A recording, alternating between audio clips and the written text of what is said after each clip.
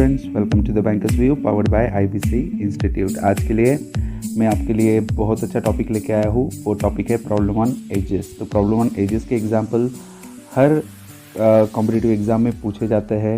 ये अगर आप रेलवे के एग्ज़ाम दे रहे हो, स्टाफ सिलेक्शन दे रहे हो, आईबीपीएस के एग्ज़ाम दे रहे हो, एमबीए की सीटी दे रहे हो, या फिर कोई भी कॉम्पिटिटिव एग्ज़ाम जो आप देने की सोच रहे हो या फिर दे रहे हो, उसमें ये क्वेश्चंस ज़रूर पूछे जाएंगे। तो ये पूरा वीडियो देखना बहुत ज़्यादा ज़रूरी है, क्योंकि इस पूरे वीडियो को मैंने 3 पार्ट्स में डिवाइड किया हुआ है। मतलब 3 अलग अलग आपके पास सेशंस आएंगे।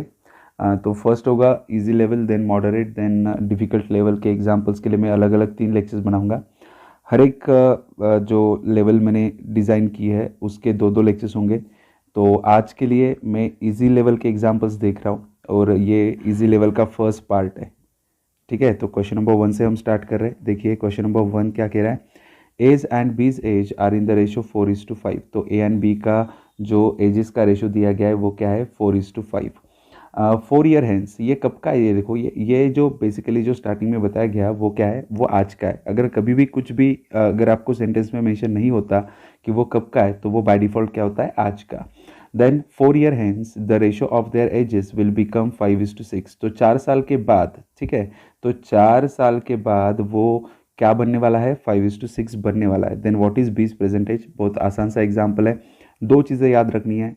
देखिए, अगर आप पास्ट में हो तो आपको प्रेजेंट से होके फ्यूचर में जाना पड़ता है। ठीक है, अगर आप प्रेजेंट में हो तो फ्यूचर में जाने के लिए बस प्लस करना पड़ेगा। बट जैसे मैं कह रहा था कि अगर आप पास्ट में हो तो पहले प्रेजेंट में आओ फिर फ्यूचर में जाओ। इस वाले कंडीशन में आप प्रेजेंट में ही हो तो बस आपको फ्यूचर में जाना है। और कितने साल आगे जाना है, 4 साल ही आगे जाना है। तो अगर आपको आज का उनका एजेस का रेशो पता है जो उन्होंने बता के रखा है 4 और 5। और एक चीज़ जो आपको याद रखनी है हमेशा इस एग्जाम्पल्स में, जब भी कोई एग्जाम्पल आप देखो उस एग्जाम्पल में 2-2 रेशो दिखाई देता है। तो पहला वाला रेशो एक्स जोड़ के एक साइड में लिखना है एंड दूसरा वाला रेशो बिना कुछ जोड़े दूसरे साइड में लिखना है। अगर आप प्रॉब्लम ऑन एजेस देख रहे हो, मतलब मैं ये समझता हूँ कि आपको रेशो थोड़ा बहुत आता है। जिनको नहीं आता उनके लिए मैं बता देता हूँ कि रेशो मतलब होता क्या है। जैसे कि 40 और 50, इनको अगर मुझे छोटा बनाना है, मतलब डिवाइड करके छोटा बनाना है, कॉमन नंबर से डिवाइड करना है, तो मैं 10 से डिवाइड करूंगा और 4:5 ये रेशो मिलेगा। अगर इसी को ही ओरिजिनल नंबर बनाना है तो मुझे पता है कि मैंने 10 से डिवाइड किया था तो मल्टीप्लाई भी मैं 10 से ही करूंगा। तो ये 10 से मल्टीप्लाई होने के बाद वापस एक बार क्या बन जाएंगे, ओरिजिनल नंबर्स बन जाएंगे। बात समझ में आ रही है? तो अगर अभी यहाँ पे मुझे पता था कि मैंने 10 से डिवाइड किया, इसलिए 10 से मैंने मल्टीप्लाई कर दिया। 10 से डिवाइड करके मैंने क्या पाया है, यहाँ पे एक रेशो पाया है। और रेशो को वापस एक बार ओरिजिनल नंबर्स में रीफॉर्म करने के लिए मुझे उसी नंबर से डिवाइड मल्टीप्लाई करना पड़ा जिससे मैंने डिवाइड किया था। ओके, बट अगर एग्जाम्पल में आपको यह नहीं बताया जाता कि वो नंबर किससे बनाए गए, जैसे कि यहाँ पे सिर्फ 4:5 रेशो दिया है, मतलब रेशो तो बन चुका है डिवाइड करके, पर किससे डिवाइड किया था ये नहीं पता, मतलब किससे मल्टीप्लाई करोगे ये भी नहीं पता होता है। ठीक है, तो हम क्या करते हैं कि ओरिजिनल नंबर्स बनाने के लिए उसके साथ एक्स जोड़ देते हैं।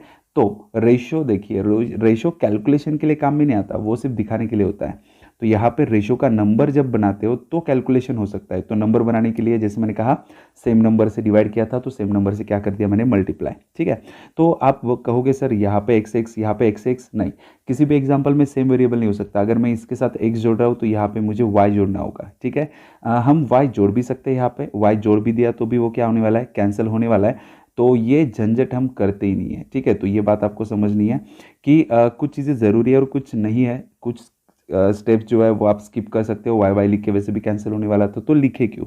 ठीक है, तो जैसे मैंने कहा कि 2 रेशो दिखाई देते, तो फर्स्ट वाले रेशो के साथ एक्स जोड़ो, दूसरा वाला ratio as it is. Then उसके बाद 4 ईयर हैंस की बात हो रही है, प्रेजेंट से 4 साल बाद ये मिलने वाला था। देखो ये प्रेजेंट का है और 4 साल के बाद आपको ये मिलने वाला है। बात सही है? तो यहाँ पे क्या करना पड़ेगा, इसमें +4 करना पड़ेगा। अगर मैं आज 20 साल का हूँ तो 5 साल के बाद मैं कितने साल का रहूँगा, तो +5 करना पड़ेगा ना, 20 + 5। तब की बात करने के लिए मुझे +5 करना होता है। वैसे ही ये आज का है और वो कल का दिया है। ये देखो ये कल का दिया है। कल का मतलब कुछ सालों के बाद का। कितने सालों के बाद का, 4 साल का। तो आज में उतने साल जोड़ने पड़ेंगे मुझे तब का पाने के लिए। ओके, चलो, तो यहाँ पे क्या होगा, बस क्रॉस मल्टीप्लाई आप कर सकते हो बहुत आसानी से। ये कैलकुलेशन सिंपल है। तो ये 6 4 ज़ा 24 x + 24 इज इक्वल्स टू 5 5 ज़ा 25 x + 5 4 ज़ा 20। अभी बड़े के पास छोटा जाएगा तो ये 24 को मैं यहाँ से यहाँ लेके जाऊँगा तो ये बनेगा ओनली x, क्योंकि 25x माइनस 24x x, और ये यहाँ पे आएगा 4, तो x का वैल्यू मिल गया। अगर मुझे x का वैल्यू मिल जाता है मतलब मुझे पता चला है कि किससे डिवाइड किया गया था ओरिजिनल नंबर्स को, 4 से। और ये x का वैल्यू कहाँ पे डालना है, देखो what is the bees as, तो b का एज आपको ढूंढना है। बात समझ में आ रही है? b का एज जो कहाँ पे, ये a का था और ये था आपका b का एज, और b का एज ये रहा 5x, तो ये b का एज 5 इंटू x की वैल्यू 4, तो आंसर आएगा आपका 20 and it is your answer. तो इस तरह से आप नॉर्मल मेथड से कर सकते हो। इसमें मैं नहीं कहूँगा कि ज़्यादा स्टेप्स लगते हैं, आपको उतने ही स्टेप्स लगते हैं। देखिए आप, ये फर्स्ट स्टेप है आपकी, देन उसके बाद ये सेकेंड स्टेप कह लो, और थर्ड स्टेप में तो आंसर ही मिल रहा है। थर्ड स्टेप में आपको ये x की वैल्यू मिल जाती है, मतलब आंसर ही मिल जाता है। तो 3 स्टेप में आपको आंसर मिल जाता है, कोई प्रॉब्लम नहीं। बट कुछ लोगों को नहीं पसंद आता ये x वाला तरीका, तो उनके लिए मैं और एक तरीका बता देता हूँ। वो तरीका याद रखिए, काम का है, बहुत काम में आएगा, बट कुछ बातें याद रखनी पड़ेंगी आपको। यहाँ पे मैं बात कर रहा हूँ a एंड b के बारे में। ओके, ये ईयर्स में कॉलम बना रहा हूँ।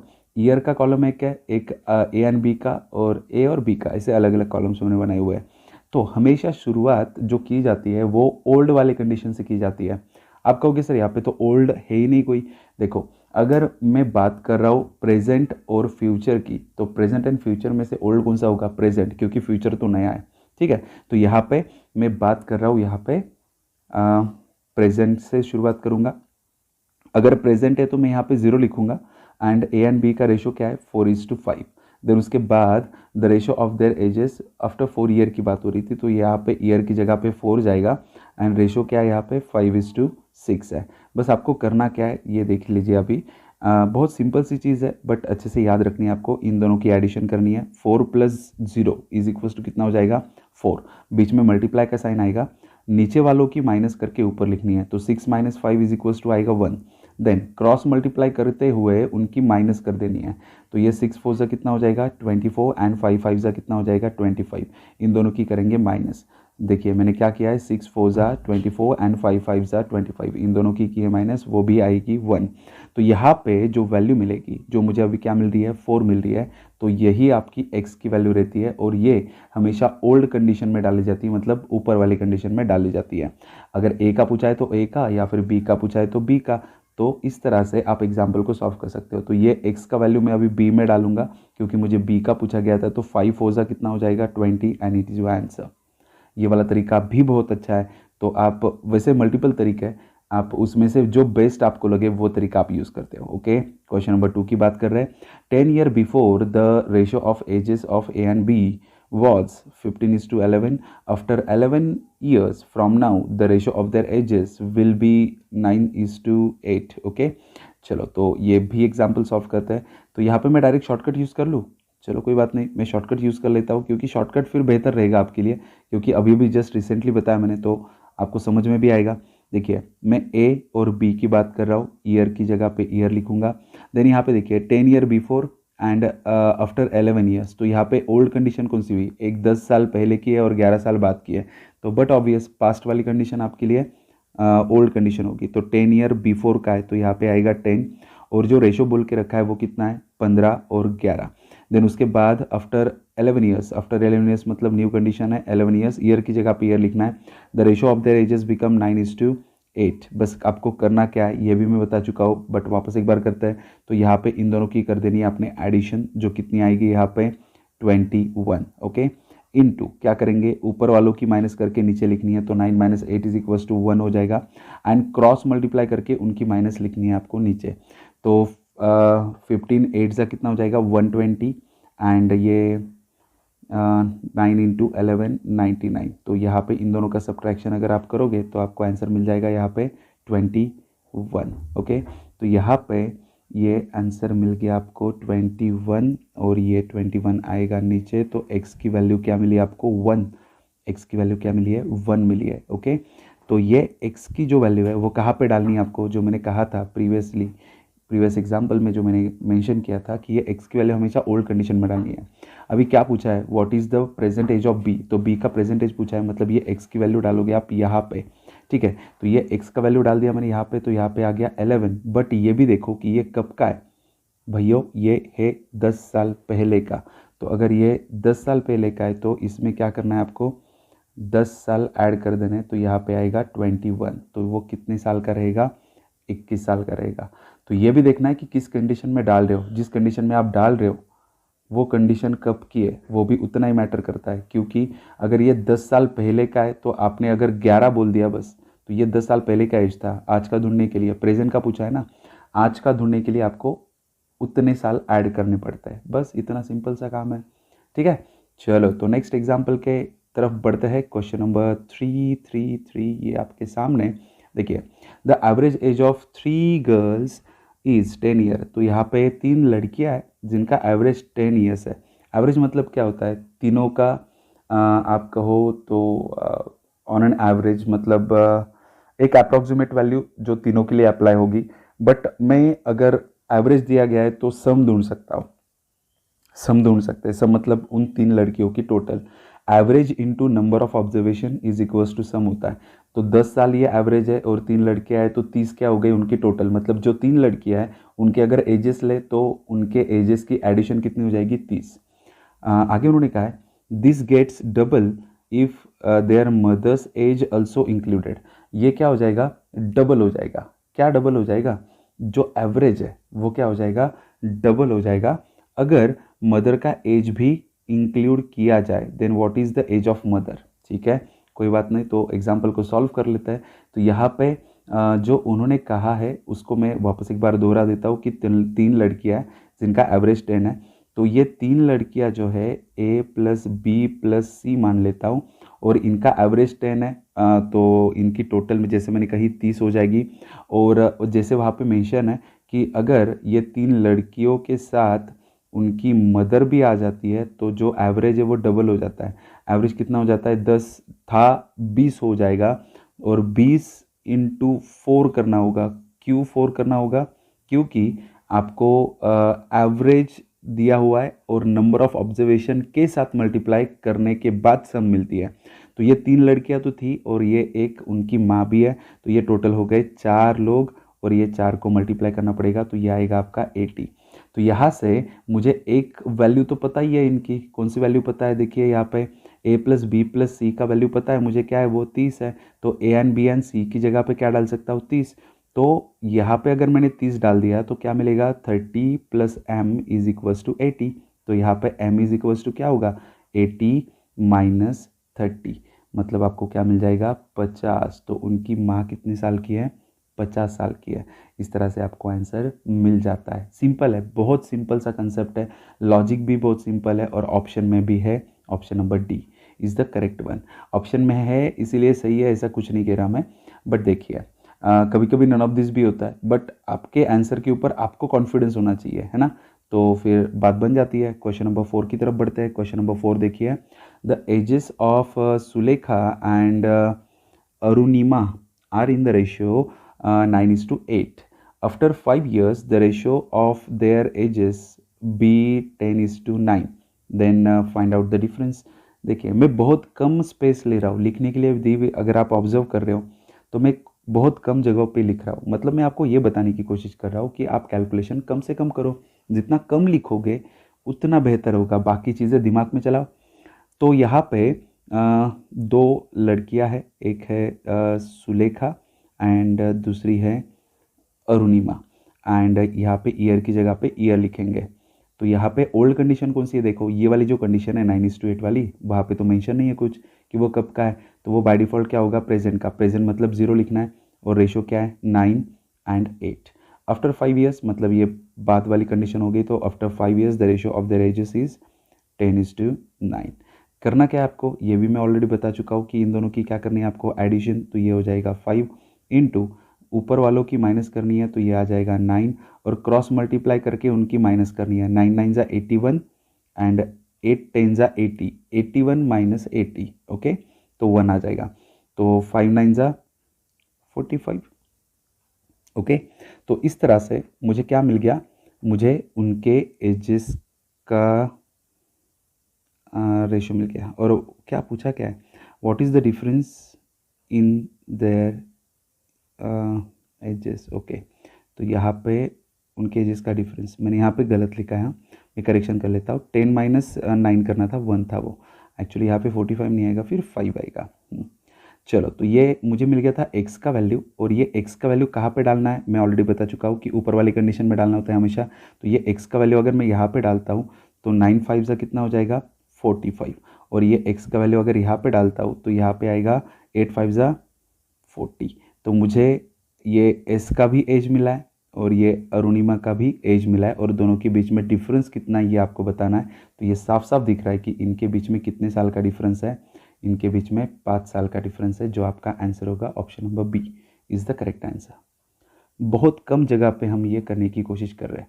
ये तरीके और अच्छे से समझने के लिए और एग्जाम्पल्स को ऑब्जर्व करना पड़ेगा, ठीक है। तो पूरा वीडियो देखिए, ये आपके भले के लिए है, तो पूरा वीडियो तो देखना बनता है। बस वीडियो देखिए मत, ऑब्जर्व करिए, सीखिए, और खुद से भी कुछ करने का ट्राई ज़रूर करिए। Okay, next example, the respective ratio of Anubha and her mother is 1:2। Okay, तो उनका आज का रेशो बताया गया है 1:2। After 6 years the ratio of their ages will be 11:20। Okay, 6 साल के बाद ये होने वाला है। तो आगे उन्होंने पूछा है 9 year before what was the respective ratio. Okay, वो बाद में देखेंगे क्वेश्चन के बारे में, पहले जो गिवन कंटेंट है उसको थोड़ा अच्छे से लिख लेते हैं। मतलब ये अरुणिमा हो गया एंड उसकी मदर है, ईयर की जगह पे ईयर लिखना है। 0 से स्टार्ट करेंगे क्योंकि यहाँ पे दो कंडीशन है, एक प्रेजेंट है और एक फ्यूचर है। तो प्रेजेंट हो गई मेरे लिए ओल्ड, जिसमें मैं 1 and 2 लिखूँगा। After 6 years the ratio of their edges is 11 and 20। बाकी करना क्या है ये भी आपको पता है, इन दोनों की कर देते हैं एडिशन। तो 6 + 0 = 6। बीच में आएगा मल्टीप्लाई का साइन, नीचे वालों की माइनस करती है। तो यहाँ पे 20 - 11 = हो जाएगा 9, एंड क्रॉस मल्टीप्लाई करके उनकी माइनस नीचे। 20 1 = 20 एंड 11 2 = 22। तो 20 - 22 = कितना हो जाएगा आपके लिए? यस, तो ये हो जाएगा 2। देन डिवाइड हो सकता है, 2 3 ज़ा एंड 9 3 ज़ा 27। ओके, तो इस तरह से मुझे x की वैल्यू मिल गई, और आपको पता ही है, अभी तक आप समझ ही चुके होंगे कि x की वैल्यू डालनी कहाँ पे है, ऊपर वाले कंडीशन में। तो अगर मैं यहाँ पे डाल देता हूँ तो जो अनुभा है उसका एज मिल जाएगा, जो कितना मिला है मुझे 27। और अगर ये वैल्यू मैं यहाँ पे डाल देता हूँ तो मुझे किसका एज मिल जाएगा? अनुभा के माँ का एज, जो कितना रहेगा 27 के 2 गुना। तो ये होगा आपका 54। ओके, तो मुझे अनुभा का भी एज मिला है और उसके मदर का भी एज मिला है। बट उन्होंने क्या पूछा था? 9 year बिफोर। बट कब से, ये क्वेश्चन भी पूछना ज़रूरी है कि कब से 9 years बिफोर, आज से 9 year बिफोर। ठीक है, फुल स्टॉप देने के बाद सेंटेंस खत्म हो जाता है, तो जो भी चलता है आगे वो प्रेजेंट से होके चलता है। तो 9 year बिफोर मतलब दोनों में से क्या करना पड़ेगा मुझे? 9 माइनस करना पड़ेगा। तो इसमें से भी 9 माइनस कर रहा हूँ, इसमें से भी 9 माइनस कर रहा हूँ। तो 9 माइनस करने के बाद यहाँ पे आएगा 18, और यहाँ पे आएगा 45। ओके, तो इस तरह से मुझे उनके अभी 9 years बिफोर के एजेस मिल गए, और उसका भी रेशो बताना है। मतलब इनको तो करना पड़ेगा डिवाइड, तो मैं इनको कर देता हूँ डिवाइड। तो ये किससे डिवाइड होंगे? ये 3 से हो जाएंगे। 3 6 ज़ा 18, देन 3 1 ज़ा 3 एंड 3 5 ज़ा 15, 3 2 ज़ा 6 एंड 3 5 ज़ा 15। तो फाइनली मेरे पास ऐसा नंबर है जिसको मैं और छोटा नहीं बना सकता। तो यही होगा मेरा आंसर, वो आंसर है 2:5। ओके, जिस सीक्वेंस में क्वेश्चन था उसी सीक्वेंस में आंसर भी बताना होता है। मैं किस सीक्वेंस की बात कर रहा हूँ? मैं उन पर्सन्स के सीक्वेंस की बात कर रहा हूँ, अनुभा एंड मदर। तो पहले अनुभा ही होनी चाहिए, फिर उसकी मदर ही होनी चाहिए। इस तरह से एग्जाम्पल को सॉल्व करना होता है। ठीक है, तो आंसर था मेरा 2:5, जो ऑप्शन में होगा, देखने की ज़रूरत है नहीं ज़्यादा। तो बस कॉन्फिडेंस होना चाहिए आपको कि जो आप कर रहे हो वो सही है, तो ऑप्शन की ज़रूरत ही नहीं पड़ती। अभी ये नेक्स्ट एग्जाम्पल बिना ऑप्शन के हम सॉल्व करेंगे। Question number 6. The respective ratio of the present ages of Swati and Trupti is 4:5. 6 year hence, respective ratio of their ages will be 6:7. What is the difference between their ages? Okay, तो यहाँ पे same concept use करते हुए आगे बढ़ेंगे। तो देखिए यहाँ पे दो लोग हैं, एक स्वाति है और एक तृप्ति है, और यहाँ पे है ईयर्स। तो यहाँ पे प्रेजेंट से स्टार्ट करेंगे तो यहाँ पे आएगा 0, और यहाँ पे रेशो था उनका 4:5 एंड 6 ईयर हैंस मतलब 6 यहाँ पे आएगा, और यहाँ पे आएगा 6 और 7 जो रेशो दे के रखा है। देन उसके बाद हम करेंगे ये कि इनकी एडिशन होगी, तो इनकी एडिशन होगी 6 इंटू यहाँ पे माइनस होगी इन दोनों की माइनस, याद समझ में आ रहा है ना आपको, इसकी और इसकी माइनस होगी, नीचे वालों की माइनस, और क्रॉस मल्टीप्लाई करके वो नीचे लिखना है। तो 7 4 ज़ा 28 एंड 6 5 ज़ा 30, और इन दोनों के बीच में गैप कितने का है? 2 का। ठीक है, तो ये 2 नीचे लिख देता हूँ। 2 3 ज़ा 6, तो ये जो मिला मुझे वो है x की वैल्यू मेरे लिए, और ये x की वैल्यू अभी कहाँ पे पुट करनी है? हमेशा ऊपर वाले कंडीशन में। तो यहाँ पे 3 4 ज़ा 12 एंड ये आएगा 3 5 ज़ा 15। इस तरह से मुझे a भी मिल गया, मतलब ये s भी मिल गई और ये t भी मिल गई। तो उन्होंने क्या पूछा था? What is the difference? Okay, तो इन दोनों के बीच में डिफरेंस कितने का दिखाई दे रहा है आपको? 15 साल और 12 साल, इनमें डिफरेंस दिखाई दे रहा है 3 साल का। तो इस तरह से आपका आंसर आपको मिल गया। ठीक है, चलो तो वेरीफाई कर लेते हैं। तो क्वेश्चन नंबर 6 का आंसर 3 था, जो यहाँ पे ऑप्शन नंबर बी में आपको दिखाई दे रहा है। नेक्स्ट एग्जाम्पल की तरफ बढ़ते हैं। क्वेश्चन नंबर 7 ये आपके सामने रहा। क्वेश्चन नंबर 7 देखिए, Sania's grandfather was 8 times older to her 16 years ago. ठीक है, जो सानिया के ग्रैंडफादर थे वो क्या थे? 8 टाइम्स ओल्डर। सिर्फ 8 टाइम्स नहीं बोला है, ओल्डर मतलब क्या है कि उसका एज, किसका? सानिया का एज प्लस, ठीक है, प्लस ग्रैंडफादर का एज जो 8 टाइम्स होगा। मैं आपको इक्वेशन में बताऊंगा। तो आगे उन्होंने कहा है वो 16 साल पहले की बात है। आगे उन्होंने कहा है he would be 3 times of her age 8 years from now, और वो आगे और एक कंडीशन बोली गई है, what was ratio of the ages of Sania and her grandfather 8 year ago. Okay, तो यहाँ पे किस तरह से मेंशन किया गया है एक बार आपको देखना है। तो देखिए, मैं वैसे ही करूँगा, सानिया एंड ग्रैंडफादर, तो यहाँ पे लिख लेते हैं सानिया एंड ग्रैंडफादर। ठीक है, तो यहाँ पे GF का मतलब ग्रैंडफादर होगा, नहीं तो एक काम करता हूँ, यहाँ पे सानिया एंड फादर ही लिख देता हूँ। चलो GF ही लिखते हैं। ठीक है, यहाँ पे ईयर्स की जगह पे ईयर लिखेंगे, सानिया एंड ग्रैंडफादर। तो ये 16 साल पहले की बात थी, तो जो ओल्ड कंडीशन है वो पहले आएगी, मैंने ऑलरेडी आपको कहा हुआ है। तो यहाँ पे उन्होंने 16 ईयर्स एंड सानिया 1 होगी तो ग्रैंडफादर 8 होंगे। 8 टाइम्स बोला है ना, 8 टाइम्स। कौन बोला 8 टाइम्स? ग्रैंडफादर। अगर ग्रैंडफादर को 8 टाइम्स लिखा तो सानिया क्या हो जाएगी? 1 हो जाएगी। देन आगे देखते हैं, he would be 3 times of her age. He would be मतलब ग्रैंडफादर। हाँ, grandfather would be 3 times of her age 8 years from now. 8 year from now मतलब फ्यूचर की कंडीशन है, फ्रॉम नाउ मतलब प्रेजेंट से होके। ओके, बट शॉर्टकट में उसकी चिंता करने की जरूरत नहीं आपको, यहाँ पे 8 लिखोगे बस, और यहाँ पे क्या लिखने वाले हो आप? Grandfather was 3 times. ओके, तो 1:3 रेशो आएगा। बाकी काम तो आपको पता ही है, बस वैसे ही होगा। तो ये 16 + 8 = कितना हो जाएगा? 24। बीच में आएगा मल्टीप्लाई का साइन। देन उसके बाद क्या करोगे आप? यहाँ पे ऊपर वालों की माइनस करके नीचे लिखनी है, देन उसके बाद क्रॉस मल्टीप्लाई करके वो भी नीचे लिखना है। तो यहाँ पे 3 1 = 3 एंड 8 1 = 8, तो 8 में से 3 गए, कितने बचते फिर? 5, तो यहाँ पे आएगा 5। अभी कंफ्यूज होने की ज़रूरत नहीं है आपको। देखिए, बहुत सोच समझ के क्वेश्चंस डालते हैं वो लोग, तो थोड़ा आपको भी संभल के रहना पड़ता है। अभी जो भी वैल्यू मिली है मुझे, तो x का वैल्यू मिलेगा मुझे 24 × 2 मतलब 48 डिवाइड बाई 5। 48 divide by 5। अभी ये वैल्यू कहाँ पे डालना होता है? हमेशा ऊपर वाले कंडीशन में। देखो, अभी उन्होंने क्वेश्चन क्या पूछा है? What was the ratio of the ages of Sania and her grandfather 8 years ago. तो 8 ईयर एगो मतलब प्रेजेंट से लेके 8 ईयर एगो। ऑलरेडी देखो, प्रेजेंट से लेके 8 ईयर एगो का ढूंढना है। आपके पास 16 साल पहले का है, मतलब प्रेजेंट से लेके 16 साल आप यहाँ पे हो, बस आपको क्या करना है, यहाँ से यहाँ तक जाना है। नहीं तो बच्चे क्या करते हैं, यहाँ से 8 जो 16 ईयर एगो का ऑलरेडी कंडीशन है आपके पास, वो कंडीशन यहाँ का है। आप वापस प्रेजेंट में जाओगे और वापस बैक में आओगे यहाँ पे पहुँचने के लिए।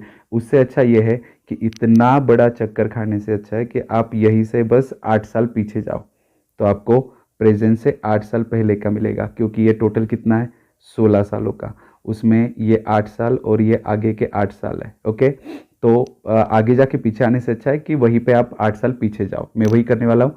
तो यहाँ पे मुझे ये वैल्यूज़, अभी जो x की वैल्यू है वो कहाँ पे डालनी होगी, s और gf के इसमें। तो s का वैल्यू क्या बनेगा, 48 डिवाइड बाई 5। और जैसे मैंने कहा कि +8 करना है, क्योंकि आपको 8 ईयर एगो के कंडीशन में जाना है। ऑलरेडी 16 ईयर एगो हो, बस 8 साल आगे जाओ, थोड़ा 8 साल आगे जाओ, तो आप बाय डिफ़ॉल्ट 8 साल पीछे रहोगे प्रेजेंट से। ठीक है, तो 8 5 से कितना हो जाएगा, 40। तो ये आएगा आपका 88 डिवाइड बाई 5। एंड मैं जीएफ के इसमें ग्रैंडफादर के एज में डाल रहा हूँ, तो यहाँ पे आएगा 48 डिवाइड बाई 5 +8 एंड +8। ये +8 क्यों, क्योंकि यहाँ पे सॉरी इंटू 8 है वो, और फिर वापस +8 ये आपको करना है। ओके, तो यहाँ पे मल्टीप्लाई हो जाएगा, तो ये मल्टीप्लाई भी कर देता हूँ मैं। तो यहाँ पे 8 8 ज़ा 64, 6 4 कैरी, देन 8 4 ज़ा 32 एंड ये बन जाएगा 38 डिवाइड बाई 5 है, और ये +8 भी तो आपको करना है अभी। तो ये हो जाएगा आपका, मैं कर देता हूँ डायरेक्टली, 424 डिवाइड बाई 5। ओके, तो इस तरह से मुझे क्या मिल गया, मुझे जो एस कौन थी, सानिया, एंड उनके ग्रैंडफादर, उन दोनों का एज मिल गया है। बस इसका क्या करना है, मुझे अभी रेशो ढूंढ लेना है। ठीक है, तो ये रेशो भी ढूंढ सकते हैं हम बहुत आसानी से। तो ये रेशो ढूंढ लेते हैं सबसे पहले। तो रेशो में सबसे पहले चीज़ तो ये समझनी है आपको कि जो कॉमन चीज़ें वो तो कैंसिल हो ही जाती है। तो ये कॉमन चीज़ें कैंसिल हो जाएगी, तो यहाँ पे ये 5 5 विल गेट कैंसिल।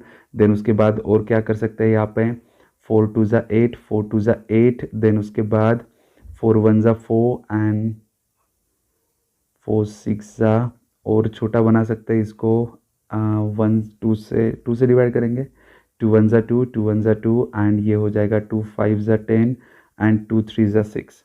तो मुझे फाइनली आउटकम क्या मिला है, वो मेरा रेशो है, और फाइनली मेरा आउटकम है 11:53, जो यहाँ पे मैंने लिखा है।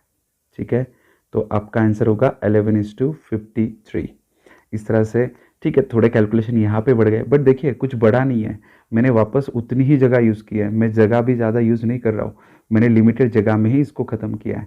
तो ये बहुत आसान सा एग्जाम्पल था, बट कैलकुलेशन हो सकता है कि आपको ये देख के डर लगे कि सर ये क्या आ गया, आज तक हमने एक से ऐसा देखा ही नहीं है। बट क्यों नहीं हो सकता है, और वैसे भी क्वेश्चन पूछे जा सकते हैं।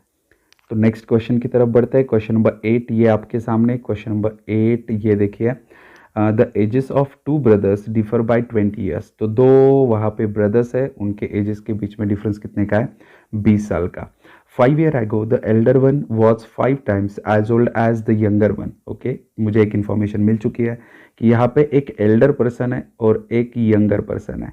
जो एल्डर पर्सन है उसके बारे में ये बात की जा रही है कि 5 साल पहले the elder one was 5 time. तो ये 5 साल पहले की बात चल रही है, तो मैं यहाँ पे -5, मतलब कुछ तो डिनोट करना पड़ेगा ना कि ये -5 मतलब 5 साल पहले की कंडीशन है। तो यहाँ पे एल्डर वन वॉज 5 टाइम्स, तो एल्डर वन होगा 5 times that of younger one. Younger one by default क्या होगा फिर 1। तो इनका रेशियो मिल गया मुझे 5 साल पहले का 5:1। तो अगर इस रेशियो को मैं नंबर में कन्वर्ट करना चाहूँ तो मैं क्या कर सकता हूँ, यहाँ पे x जोड़ सकता हूँ। तो एल्डर वन कितने साल का होगा, 5x, एंड यंगर वन कितने साल का होगा, 1x। और ये कब का है, ये था 5 साल पहले का। तो अगर मुझे प्रेजेंट का ढूंढना है तो मुझे इनमें 5 साल ऐड करने पड़ेंगे। तो ये एल्डर वन हो गया 5x + 5 एंड यंगर वन हो गया 1x + 5। और उन दोनों के बीच में डिफरेंस बोल के रखा था, उन दोनों में डिफरेंस कितने का था, 20 साल का। तो इस तरह से मैंने 20 साल भी लिख दिया। बस यहाँ पे देखिए, अब ये ब्रैकेट ओपन होने के बाद माइनस का साइन अंदर जाएगा, 5 5 will get cancel.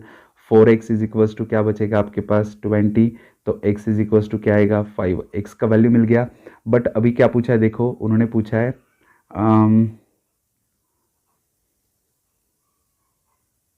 There present ages. Okay, दोनों की भी प्रेजेंट एजेस पूछा है, तो उनके प्रेजेंट एजेस किधर है बताओ। ये उनके प्रेजेंट एजेस इधर है, ये थे उनके प्रेजेंट एजेस जिनका डिफरेंस उन्होंने 20 बता के रखा था।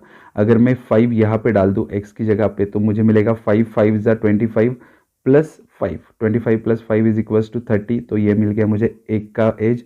और ये अगर x की वैल्यू यहाँ पे डाल दूँ तो मुझे मिल जाएगा यहाँ पे 5 1 ज़ा 5 and plus 5 is equals to 10। तो एक बंदा है 30 साल का और दूसरा बंदा है 10 साल का। इस तरह से मुझे आंसर मिल जाता है। देखिए कितना इजी एग्जाम्पल है, ठीक है। बट बड़ा देख के बच्चे डर जाते हैं, तो इतना डरने वाली बात तो होती नहीं है। एग्जाम्पल कोई भी जब बड़ा होता है तो उसमें इंफॉर्मेशन एक्स्ट्रा की दी होती है, इसलिए वो बड़ा बन जाता है, ठीक है। तो डरने वाली बात तो है नहीं। तो बढ़ते हैं नेक्स्ट एग्जाम्पल की तरफ। क्वेश्चन नंबर 9 देखिए। There are 3 sisters. If the age of Kavita is 25 year and twice the age of Grita and her sisters, एक मिनट, ये कुछ if the age of Kavita is 25 years and twice the age of Gita and her sister Sita is 62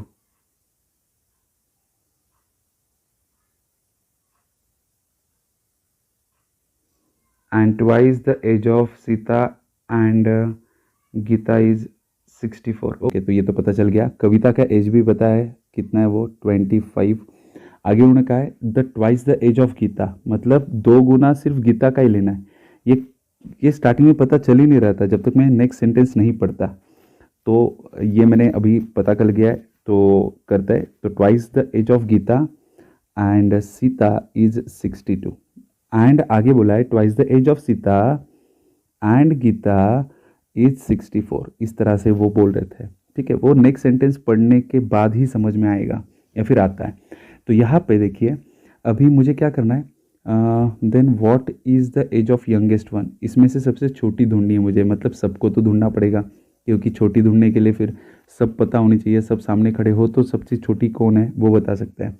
तो यहाँ पे क्या करता है, मैं जो सेकंड इक्वेशन है इसको मल्टीप्लाई बाय 2 कर देता हूँ, या फिर फर्स्ट इक्वेशन को मल्टीप्लाई बाय 2 कर देता हूँ। उससे फ़ायदा क्या होगा, मैं जब माइनस करूँगा तो सीधा सीधा कैंसिल हो पाएगी, ठीक है। तो मैं यहीं पे कर देता हूँ कैलकुलेशन। ये आपको समझ में आया ना कि ये क्या इक्वेशन कैसे बना है। बट मैं थोड़े चेंजेस यहाँ पे कर देता हूँ। मैं इस वाले पूरे इक्वेशन को मल्टीप्लाई बाय 2 करने जा रहा हूँ, ठीक है।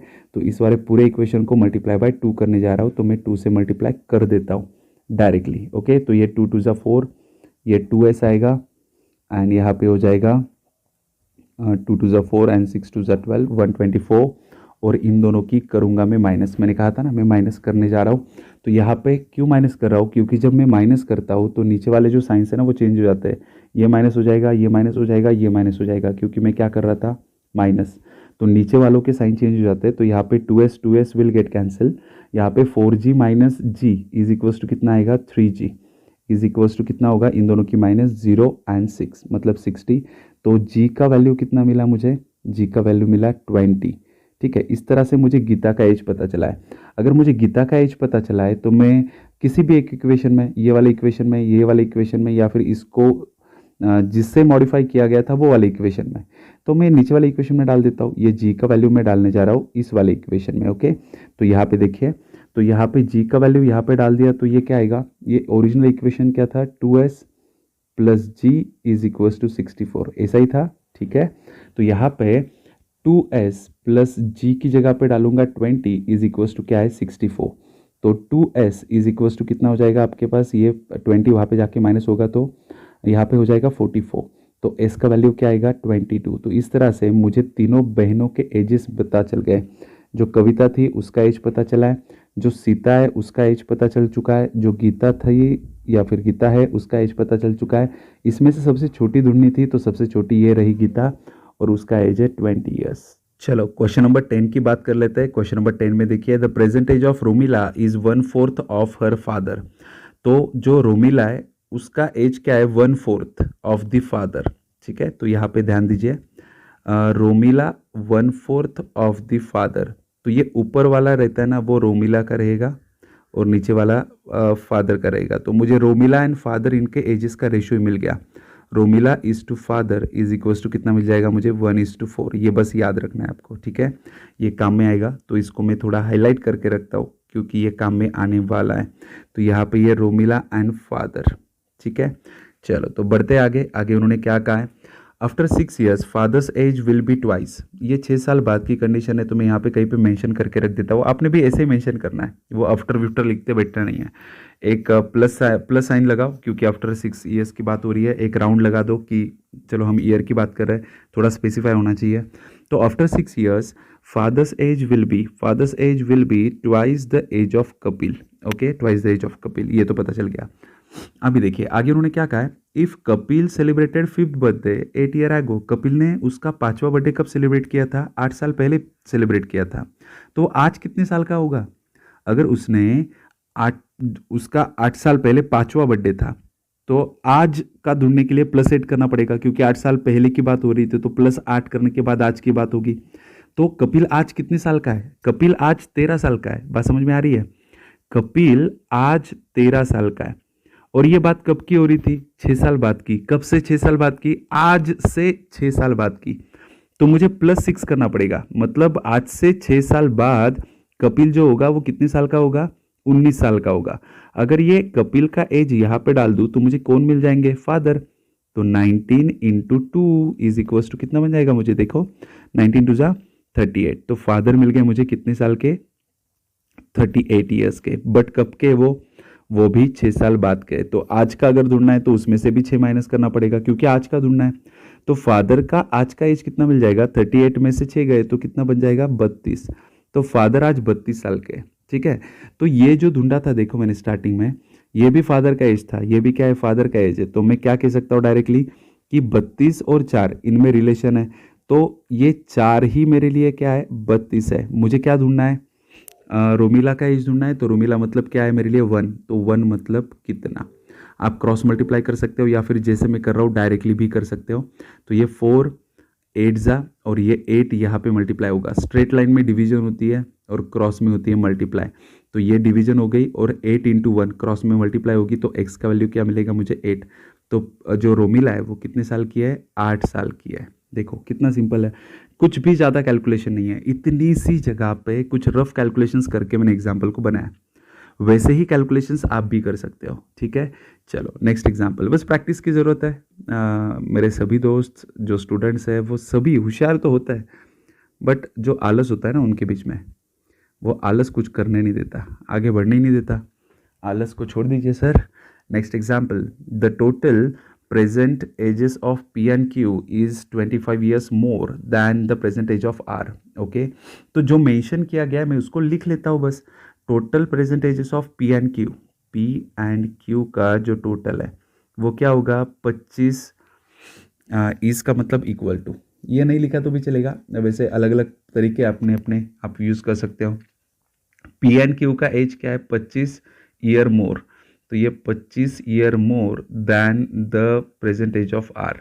अभी ये कैसे लिखा ये जानना है तो मेरा फर्स्ट लेक्चर देखना पड़ेगा आपको, नंबर सिस्टम का। नंबर सिस्टम का एक लेक्चर है जिसमें मैंने ये तरीका बताया हुआ है कि ये आप कैसे लिख सकते हो। इसको एक शॉर्टकट भी बताया हुआ है, बट अगर आप नए होगे तो फिर नहीं यूज़ कर पाओगे, इसलिए मैं नहीं बता रहा हूँ। तो यहाँ पे क्या मिल गया मुझे, देखो ये कुछ एक इक्वेशन मिल चुका है। आगे उन्होंने कहा है if the present age of Q is 5 year older, sorry if at present Q is 5 year older, ठीक है। तो Q किससे ओल्डर है, R से ओल्डर है। ओल्डर मतलब बड़ा। तो Q एंड R में गैप कितने का है, 5 साल का, क्योंकि Q बड़ा है तो R छोटा होगा। कितना गैप है उनमें, 5 साल का, ठीक है। तो ये Q एंड R का मुझे डिफरेंस पता चल चुका है।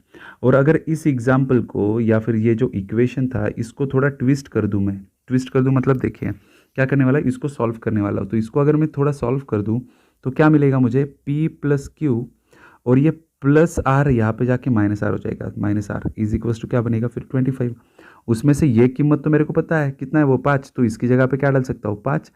तो P + 5 इज इक्वल टू 25। तो P का एज भी मिल गया मुझे 20 साल। पूछा क्या था देखो, then what is the present age of P।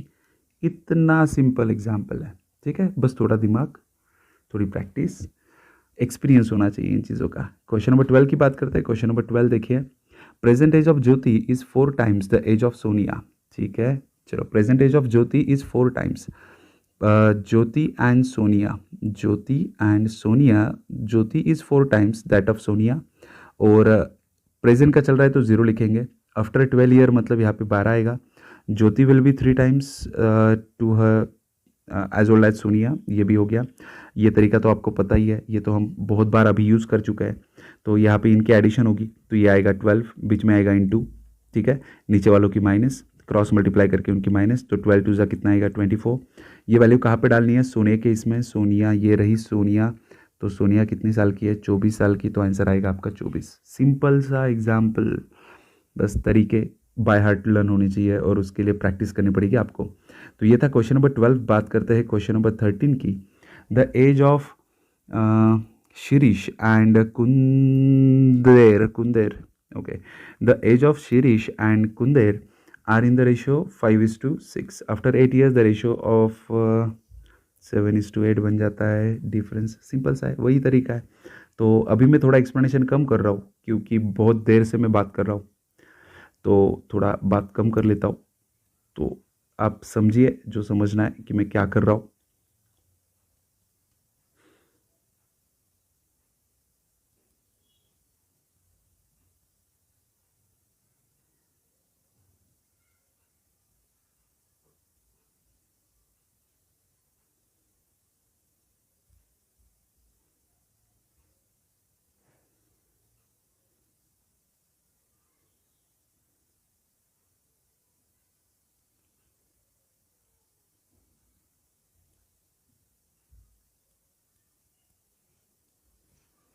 ठीक है, तो साइलेंट मोड पे चला गया था मैं थोड़ी देर के लिए, और होपफुली आपको समझ में आया होगा कि क्या हो रहा है। और वैसे भी डिफरेंस पूछा था, ऐसे नंबर्स ढूंढने की ज़रूरत नहीं रहती। 5 और 6 में 1 का डिफरेंस है, और 1 मतलब 4 मिल गया था, यही पे आंसर खत्म हो गया था। बट ये मैन्युअली मैं करके बता रहा था सबको, तो इस तरह से आंसर मिल गया है। क्वेश्चन नंबर 13 तो हो गया। क्वेश्चन नंबर 14, तो कुछ सेकंड्स का गैप लेके मैं वापस बात करना स्टार्ट कर दूंगा।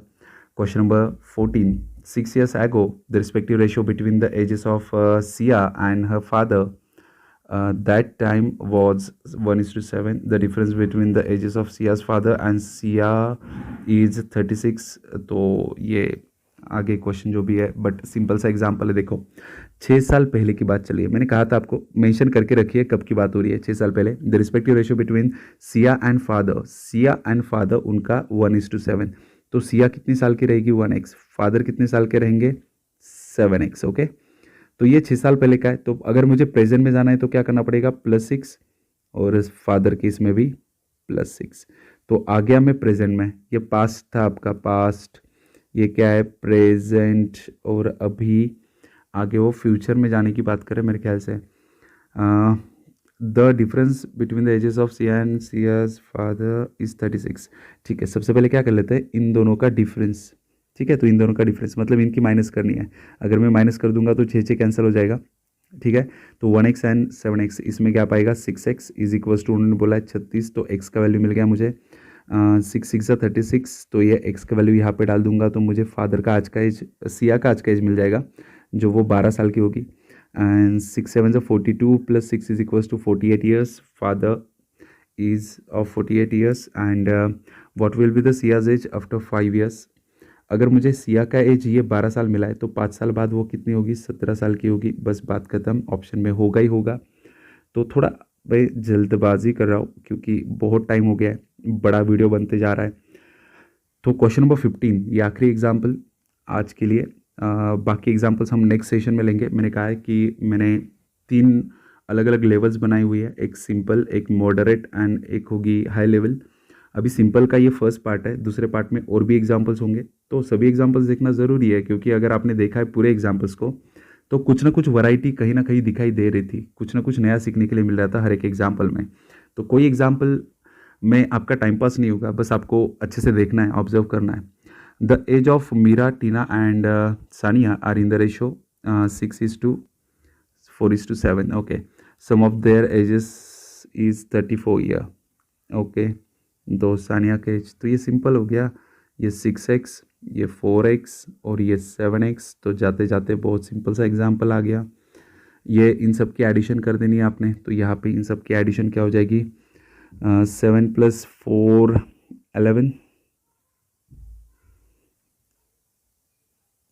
ठीक है, तो 7+4 क्या बोल रहा था मैं, हाँ 7 और 4 11 हो जाएगा, और 11 और 6 हो जाएगा आपका 17। 17x इज इक्वल्स टू 34, तो x इज इक्वल्स टू 2 आएगा, और ये x का वैल्यू आपको कहाँ पे डालना है, सानिया का एज पूछा था, तो सानिया कौन है, ये आखिरी वाली बंदी थी, तो यहाँ पे 7 2 कितना हो जाएगा 14, तो सानिया कितने साल की है, 14 ईयर्स की है। देखो सिंपल सा आखिरी एग्जाम्पल था, इसलिए बहुत सिंपल सा आ गया, ठीक है। तो बट और भी वैरायटीज़ है हमारे पास, ये सिंपल लेवल ही चल रहा है, तो ये सभी एग्जाम्पल तो सिंपल ही होंगे। प्रैक्टिस बनाते बनाते आपकी हो जाएगी, मतलब एग्जाम्पल्स को जैसे आप इक्वेशंस बनाते हो, कैलकुलेशन करते हो, प्रैक्टिस तो हो ही जाएगी, बट उसके लिए आपको पेपर पेन उठाना होता है, ठीक है ना। ये देख देख के एग्जाम्पल्स को सिर्फ देखना, ऑब्जर्व करना, ये बात नहीं होती। मैथ्स की प्रैक्टिस की जाती है, वो भी हाथ में पेन और पेपर लेके, ऐसे सुन सुन के नहीं हो सकती। तो बस इतना बोल के अभी के लिए रुक रहा हूँ, मिलते हैं नेक्स्ट सेशन में, पार्ट 2 सिंपल लेवल का। Good bye.